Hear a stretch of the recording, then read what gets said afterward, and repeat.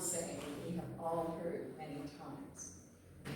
It implies that we are often quick to make judgments about people, perhaps from a different culture, those who might practice a different religion, people with a different skin color, or even a person with a different accent.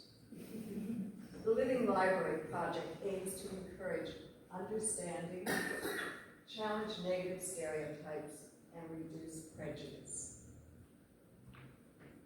The project falls within the diverse communities theme of the social plan and can be expanded to cover other themes.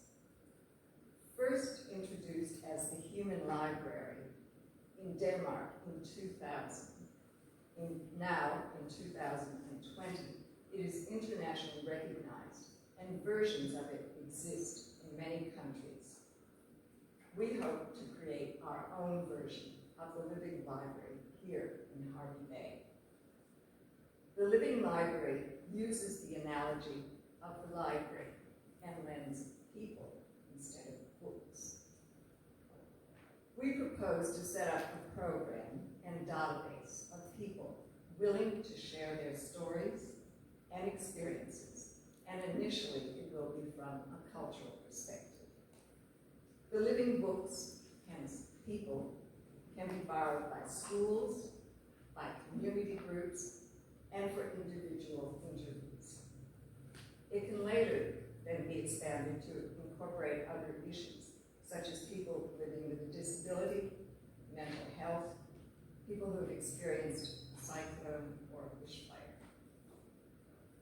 I have been involved with a group at the Neighborhood Center called Cultural Diversity Matters, and it is facilitated by CAMS,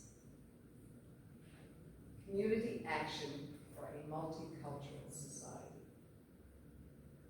The mission of the group is to bring awareness of the diversity in the community and to support those who have come from other countries but who now call Harvey Bay home.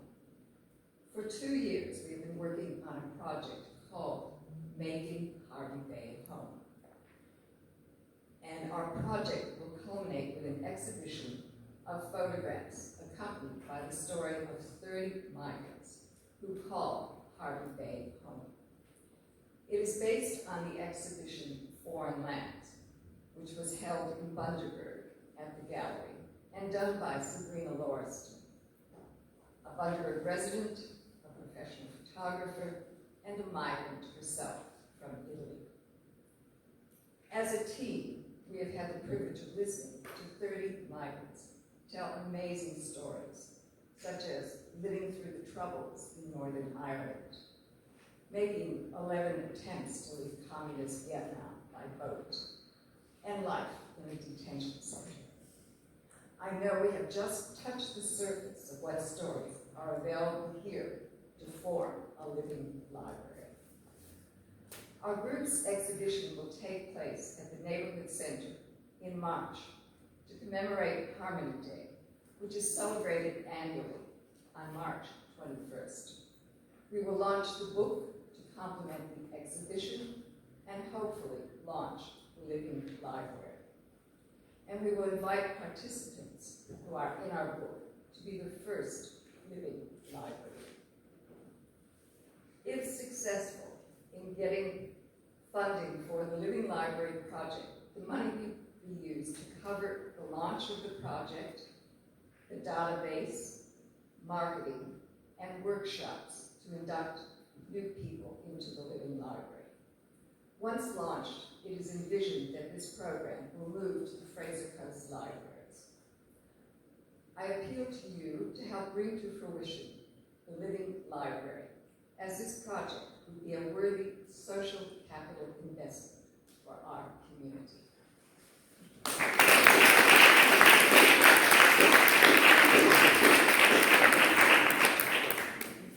Any questions for Pat? Just with the funding, what sort of timeline to launch?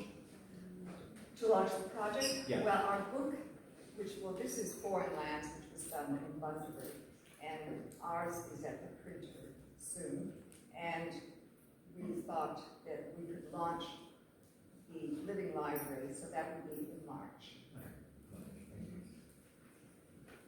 Can I just make a comment? Personally, I'm involved in the new book that's coming out, telling the story of my parents. Mum's here, Dad's not.